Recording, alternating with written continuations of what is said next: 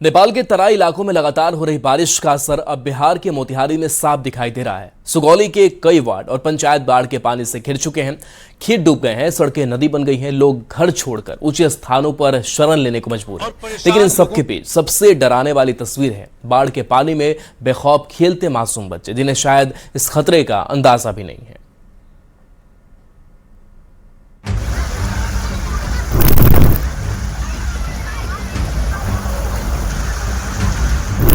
बाढ़ के पानी में खेलते ये मासूम बच्चे और परेशान लोगों की ये तस्वीरें मोतिहारी के सुगौली की है, जहां हर तरफ सिर्फ पानी ही पानी दिखाई दे रहा है। नेपाल में लगातार हो रही बारिश ने सिखरना नदी का जल स्तर बढ़ा दिया है और अब बाढ़ का पानी गांव, खेतों और सड़कों तक फैल चुका है।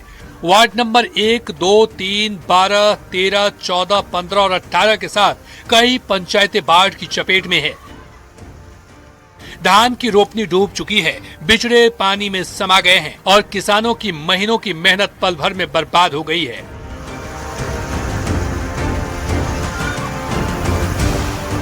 लाइन गांव में सालों से अधूरा पड़ा रिंग बांध आज लोगों की सबसे बड़ी चिंता बन गया है।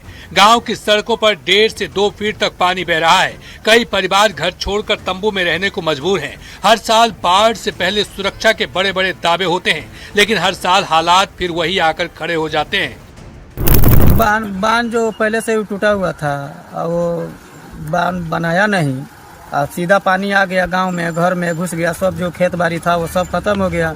एक तो किसान आदमी ऐसे ही भी कर्जा में हम लोग दबे हुए हैं और दब गए हैं। लेकिन इन तमाम मुश्किलों के बीच सबसे ज्यादा डराने वाली तस्वीर है बाढ़ के पानी में खेलते ये मासूम बच्चे।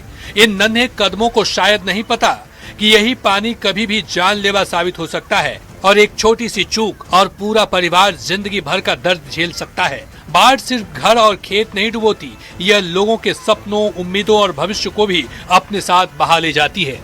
पानी तो 2-3 दिन हो गया, 4 दिन हो गया।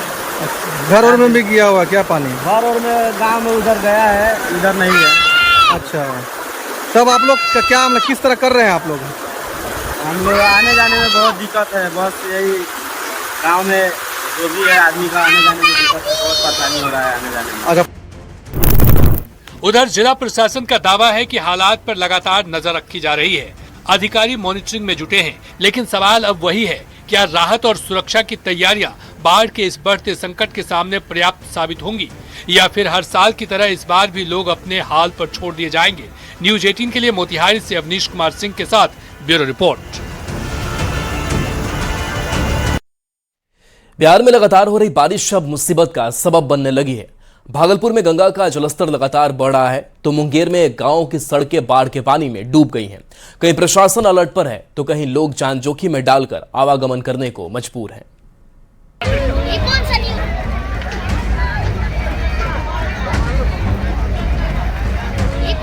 बढ़ता जलस्तर, डूबती सड़कें और हर साल दोहराई जाने वाली यही तस्वीर, यह सिर्फ प्राकृतिक आपदा की कहानी नहीं, बल्कि उन चुनौतियों की भी तस्वीर है जिनका सामना बिहार के हजारों ग्रामीण हर मॉनसून में करते हैं, लेकिन अब तक कोई अस्थायी समाधान नहीं निकला है।